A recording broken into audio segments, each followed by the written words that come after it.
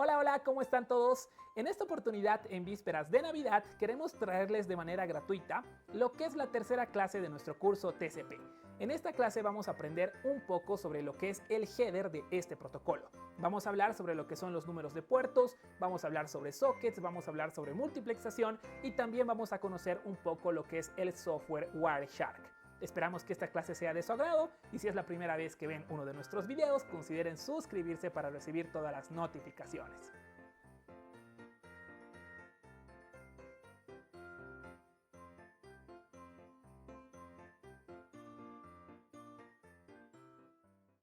¿Cómo están todos y sean bienvenidos a una nueva clase de nuestro curso TCP? Continuando con las anteriores clases, dijimos que los protocolos de las diferentes capas van añadiendo pedazos de información extra a los datos de las aplicaciones. Estos datos eran conocidos como los headers y los trailers. En esta clase vamos a comenzar a explicar el uso de algunos de los datos que encontramos en el header TCP. Para esto primero trabajemos con esta topología. Imaginen que esta es su computadora y están accediendo a los servicios ofrecidos por este servidor. Seguro saben en este punto que un servidor puede ofrecer diferentes servicios a los usuarios. Supongamos que en este servidor tenemos servicios web, tenemos servicios de transferencia de archivos y tenemos servicios de correo electrónico. Ok, imaginen que ustedes abren su aplicación de navegación web como Firefox, su aplicación de transferencia de archivos como FileZilla y su aplicación de correo electrónico como Outlook. Cuando ustedes ejecutan una aplicación, esto se convierte en un proceso en su sistema operativo.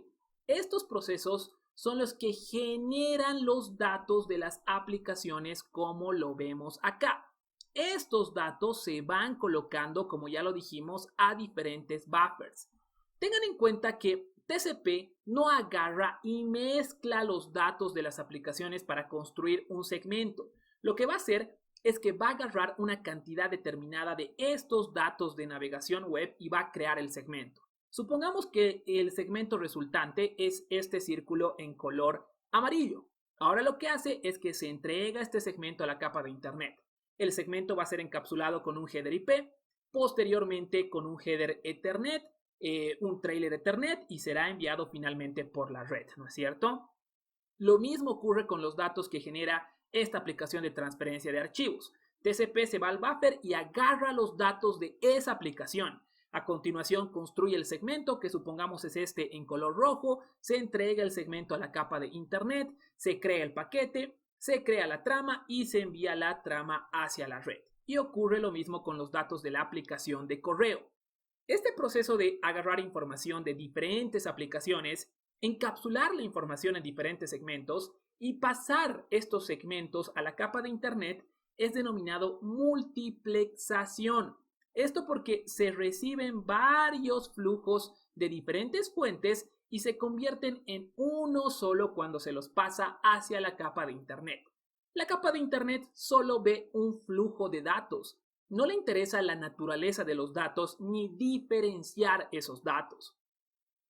En el dispositivo de destino, ¿qué ocurre? Se da el proceso inverso, la demultiplexación. Se recibe un flujo de datos de la capa de Internet y cada flujo de datos es enviado a un destino en particular.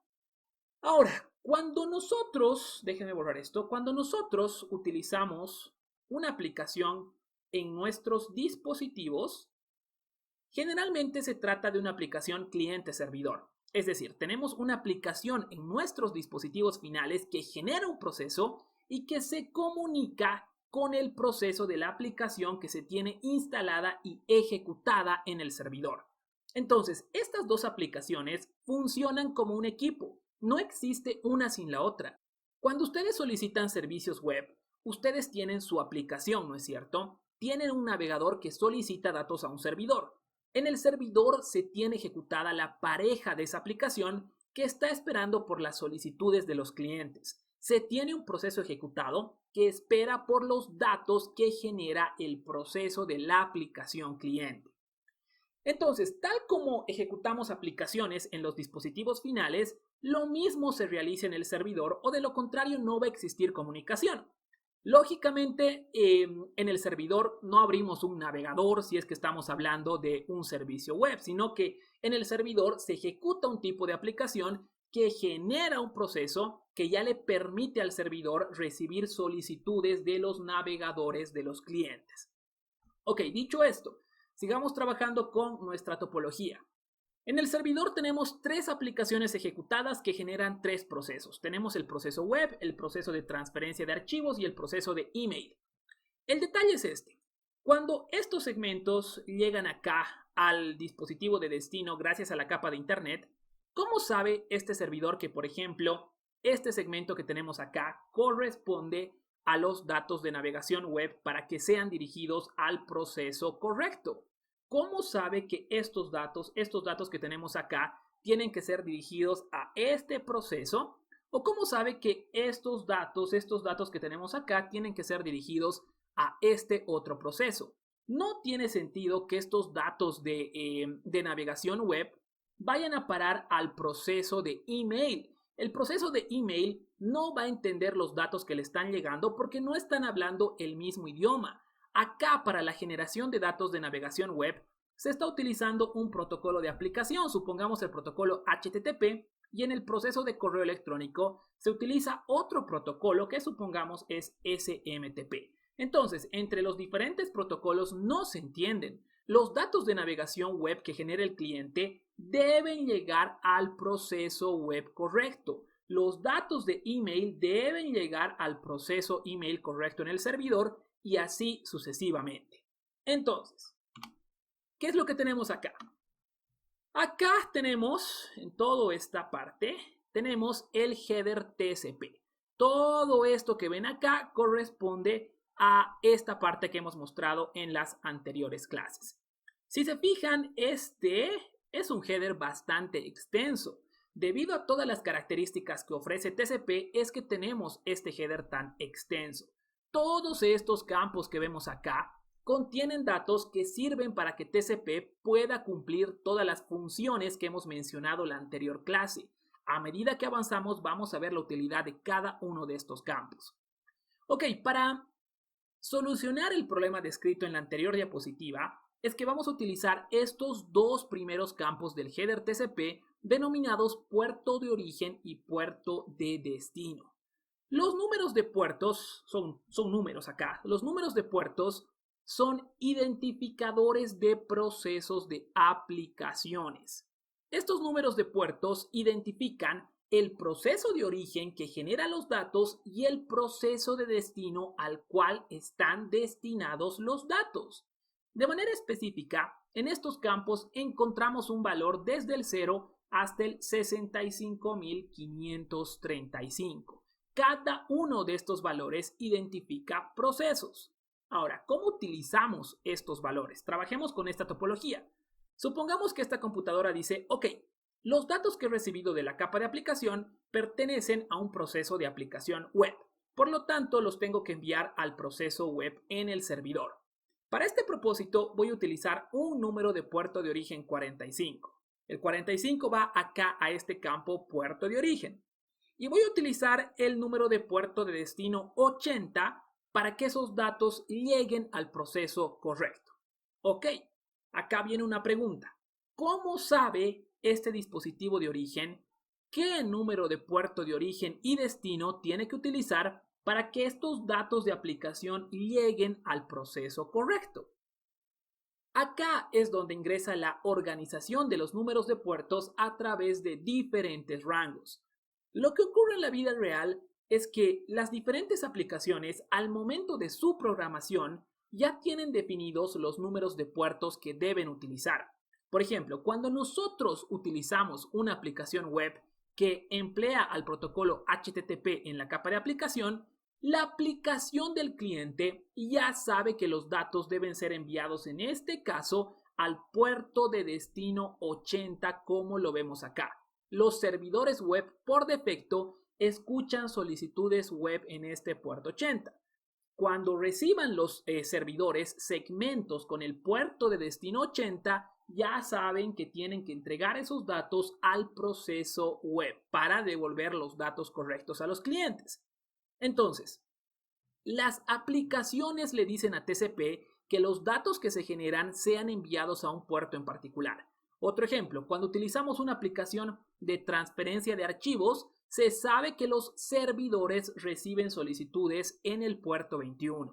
Cuando se trata de una aplicación de correo electrónico, se sabe que los servidores escuchan solicitudes en el puerto 25 y ocurre lo mismo con otras aplicaciones. Por lo tanto, volviendo acá a nuestro ejemplo, cuando llegue este segmento que tenemos acá, que tiene un puerto de destino 80, este servidor va a recibir esos datos y los entrega al proceso correcto, que es la aplicación web. Este segmento que tiene como puerto de destino 21 va a ser entregado a este proceso. Y finalmente, este otro segmento que tiene el puerto de destino 25 será entregado a este proceso de email en el servidor. Es así como los datos son entregados a los procesos correctos. Sin embargo, a pesar de lo explicado, todavía no queda claro quién es el que define que una aplicación utilice un puerto u otro. La entidad central que se encarga de organizar la clasificación de los números de puertos de las aplicaciones es la IANA. La IANA define la existencia de 3 rangos de números de puertos. Primero tenemos a los puertos bien conocidos o privilegiados, que van desde el número 0 hasta el número 1023. Estos también son conocidos como puertos del sistema. Estos números de puertos están reservados para las aplicaciones TCP/IP que son consideradas universales, es decir, aplicaciones que son comúnmente utilizadas por todos los dispositivos. Acá estamos hablando de aplicaciones web, hablamos de correo electrónico, transferencia de archivos, protocolos de conexión remota, en fin, hay una larga lista de los puertos que están asignados a estas aplicaciones. Por ejemplo, cuando utilizamos un navegador para solicitar páginas web con HTTP, estas solicitudes son enviadas por defecto al puerto 80. Gracias a este valor es que el servidor ya sabe que tiene que enviar estos datos que reciba del proceso de aplicación cliente web hacia el proceso del servidor, o mejor dicho, hacia el proceso web que se encuentra en el servidor. Entonces, las aplicaciones universales ya tienen programado el utilizar un número de puerto de destino en particular. Y esto lo podemos comprobar con Wireshark. Miren, voy a hacer lo mismo que hicimos en la anterior clase. Me voy a Wireshark, voy a comenzar a capturar el tráfico en mi interfase. Listo, me voy acá al navegador y ejecuto HTTP Web Page Example. Voy a ingresar a este primer link que tenemos acá, vuelvo a Wireshark, veo que ya se capturan las tramas, detengo la captura y me voy a una trama que corresponda a la interacción, ¿no?, con esta página web, que puede ser una de estas. Voy a utilizar este, voy a ver este.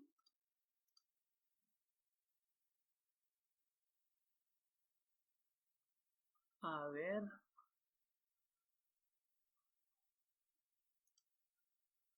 Ok, acá vemos que corresponde, ¿no?, a esta página web, columbia.edu. La idea acá es que vean el número de puerto que tenemos en la capa de transporte. Yo le doy clic acá a lo que corresponde al protocolo TCP y vean que el puerto de destino automáticamente es el 80. Yo no he configurado nada de eso, pero automáticamente se envían los datos a ese puerto.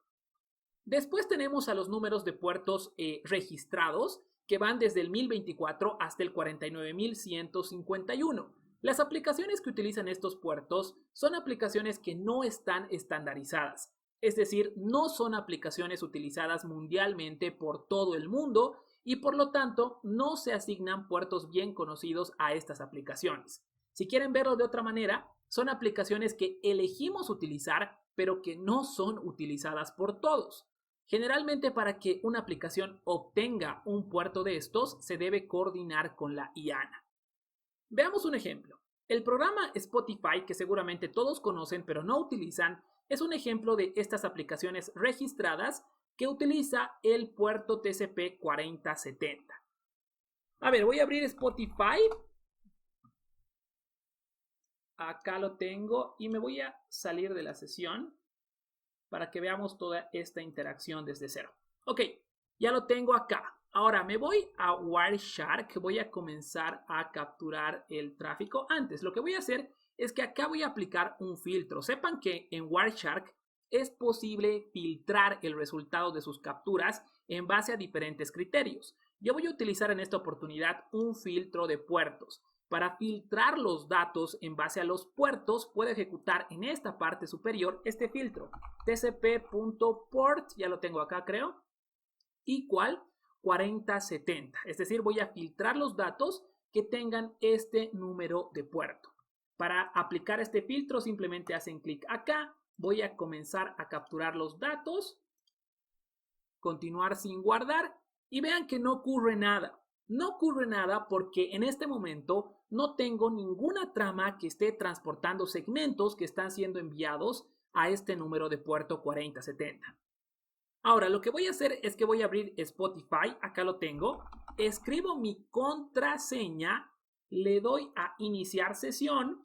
Esperamos unos segundos, está ingresando Spotify y vean cómo Wireshark ya está capturando estas tramas de la interacción con esta aplicación. Si yo le hago clic a alguna trama desde mi computadora hacia el servidor de Spotify y me voy a la capa de transporte que es esta, le doy clic acá, vean el puerto de destino. Vean que acá tenemos el puerto de destino 4070.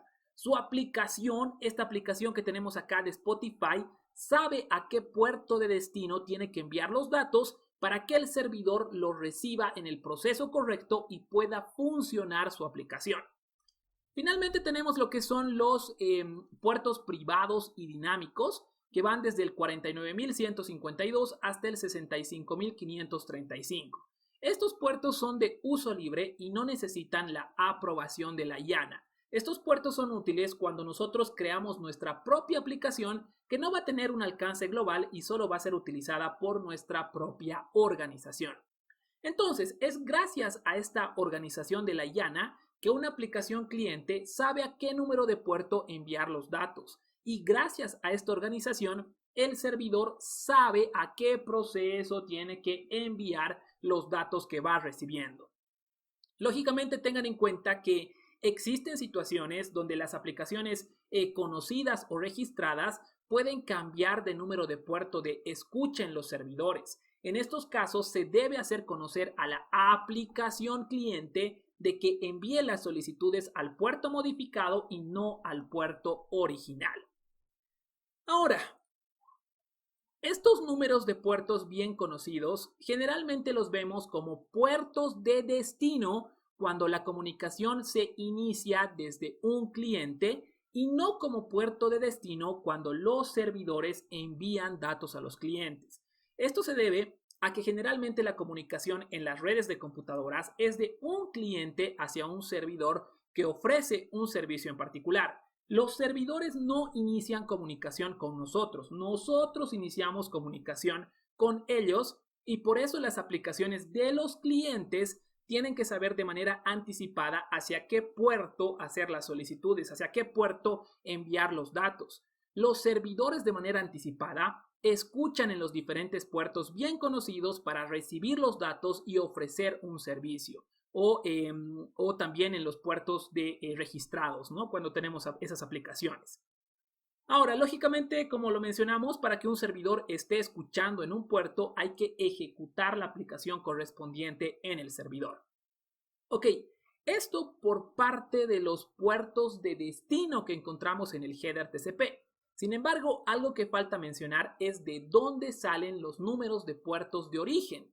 Los puertos de origen que se utilizan desde los clientes hacia los servidores se denominan puertos efímeros. Cada vez que ustedes utilizan una aplicación, generan un proceso y a ese proceso se le asigna un número de puerto de origen de manera temporal.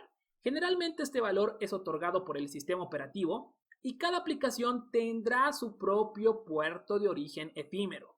El valor que se le da al número de puerto es un valor aleatorio de un rango que va a depender de la implementación de TCP en su sistema operativo. No existen rangos definidos para la asignación del puerto efímero. Por ejemplo, los sistemas operativos Windows más antiguos elegían un valor de puerto efímero desde el 1024 hasta el 4999. Sin embargo, Después se optó por incrementar este valor al rango de estos puertos desde el 49.152 hasta el 65.535.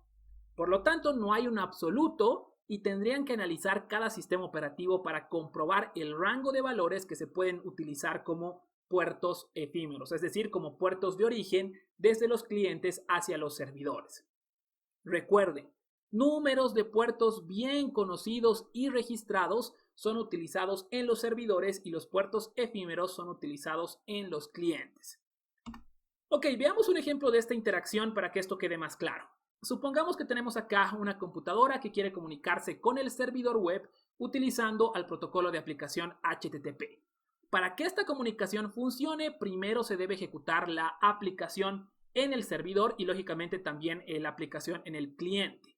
Una vez se habilita la aplicación en el servidor ya espera por los datos de los clientes en un determinado puerto. En este caso sería en el puerto 80.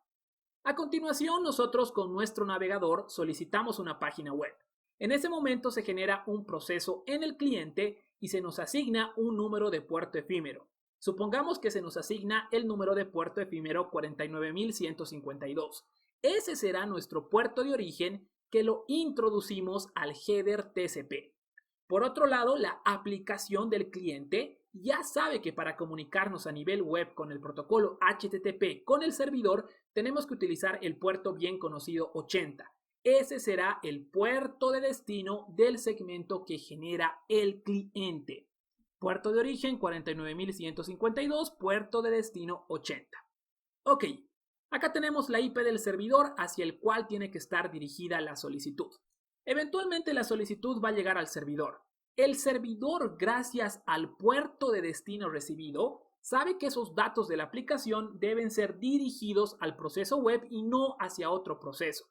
Ahora, lo que ocurre a continuación es que el servidor tiene que devolver una respuesta al cliente, ¿no es cierto?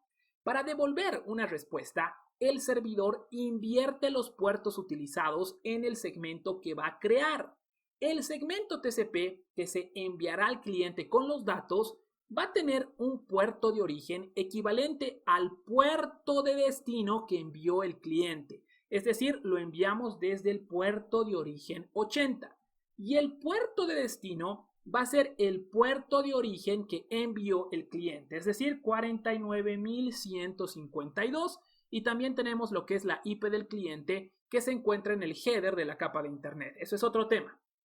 El paquete se envía al cliente y el cliente sabe, gracias a los números de puertos, que esos datos que recibe deben ser dirigidos al proceso que tiene asignado el número de puerto 49.152. El servidor le está diciendo, entregame estos datos a este puerto 49.152 y ese es el número de puerto que se asignó a este proceso web del cliente y la comunicación se completa.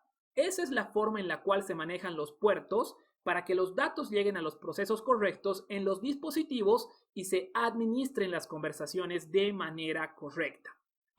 Sin embargo, acá hay que considerar un detalle en el tema de la demultiplexación.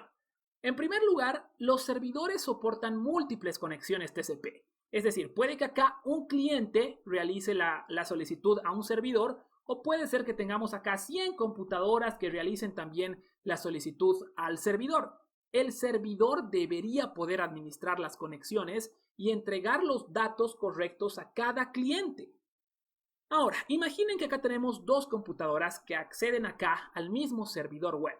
Ambas computadoras quieren ver videos de YouTube. Este dispositivo solicita videos de autos y genera su propio proceso.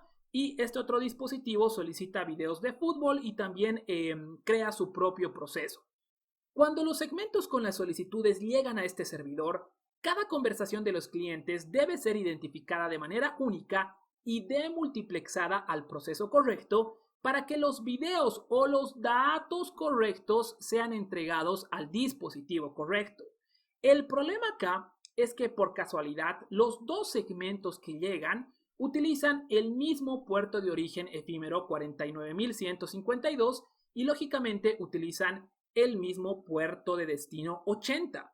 Cuando lleguen los segmentos al servidor, ¿cómo va a diferenciar el servidor una conversación de otra? ¿Cómo va a saber que a este segmento le tiene que devolver videos de autos y a este otro segmento, cómo va a saber que le tiene que devolver videos de fútbol? Los segmentos tienen los mismos datos en los puertos. El servidor no puede diferenciar las conversaciones y por lo tanto los procesos. Y esto quiere decir que no podemos dar un trato diferenciado a cada conversación. Para resolver este problema es donde ingresa el concepto de sockets. Los sockets nos permiten identificar conversaciones o procesos de manera específica entre dos dispositivos. Los sockets son una combinación de una dirección IP con un número de puerto. Acá tenemos un ejemplo donde tenemos la dirección IP, tenemos dos puntos y el número de puerto. Entonces, ahora nuevamente podemos ver la anterior situación, pero empleando lo que son los sockets. Supongamos que este es el cliente A y tiene este socket que está formado por su IP con su puerto de origen, y lo propio acá el cliente B. Es este socket el que tiene, ¿no? Ambos se van a comunicar con este servidor que también tiene este socket que está conformado por esta IP y por su puerto de origen. Ahora, lo que ocurre es que la combinación de los sockets de origen y destino identifican a un proceso en particular. Cuando esta computadora A se comunique con el servidor va a identificar a esta conversación de acuerdo al socket de origen y destino. La identificación será esta: 192.168.10.10, 49.152, 8.3.29.4, 2.80. La IP de origen del dispositivo se obtiene a través del header del paquete IP y el resto de los datos se tiene gracias al header TCP y a su propia IP del dispositivo, ¿no? Cuando llega el segmento que tiene la solicitud del cliente B, ocurre lo mismo. El servidor identifica a este proceso de acuerdo a los sockets de origen y destino. Entonces, ahora cualquier paquete que llegue va a ser comparado con estos datos que tenemos en los sockets. Si estos cuatro valores que tenemos acá, IP de origen, IP de destino, puerto de origen, puerto de destino, coinciden con los valores que tenemos en el paquete recibido, el servidor ya sabrá que los datos de ese paquete corresponden al proceso identificado a través de este socket y por lo tanto enviará esos datos al proceso web que le va a otorgar al cliente los videos de autos, ¿no? Si llega el segmento del cliente B, se va a comparar los datos de ese paquete que tiene ese segmento con estos datos que tenemos acá, va a tener coincidencia con estos datos y por lo tanto el servidor ya va a diferenciar la solicitud de este otro cliente y va a entregar los datos al proceso correcto y le va a devolver los videos de fútbol a este cliente B de manera correcta, ¿no? Es así como un servidor diferencia conversaciones de diferentes clientes gracias a la combinación de sockets. Todo este tema de identificar procesos a través de sockets, ustedes pueden verlo en sus dispositivos de red. En los sistemas operativos Windows, ustedes pueden ver esto al ejecutar CMD en su buscador. Les aparece lo que es el símbolo del sistema, el prompt, y acá lo que hacen es ejecutar el comando netstat. Ok, ¿qué es lo que tenemos acá? Cada una de estas líneas corresponde a las conversaciones que está teniendo mi computadora con diferentes dispositivos. Vean que en esta primera columna que tenemos acá nos indican el protocolo TCP. Después tenemos la dirección local. Acá pueden ver dirección local, que hace referencia a la IP de origen de mi computadora con el puerto de origen que yo estoy utilizando. Y después tenemos en esta otra columna la dirección remota, que es el socket de destino, ¿no? Es la IP con la cual me estoy comunicando y el puerto de destino con el cual me estoy comunicando. Entonces, a través de todo esto se identifica a un proceso en particular y acá tenemos el estado de la conexión que está establecido, ¿no? Vean todas las diferentes comunicaciones que estoy teniendo, toda la identificación de los procesos de aplicaciones que estoy teniendo. Vean que acá yo me estoy comunicando con WhatsApp a este puerto HTTPS, que es un puerto seguro, ¿no? Tengo varias comunicaciones abiertas actualmente en mi dispositivo. Entonces, estas identificaciones de los procesos son fundamentales para completar la comunicación de manera correcta en TCP.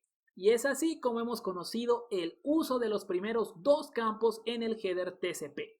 Vamos a continuar nuestra conversación de TCP en la siguiente clase. Esperamos que el presente video haya sido de su agrado y muchas gracias por vernos.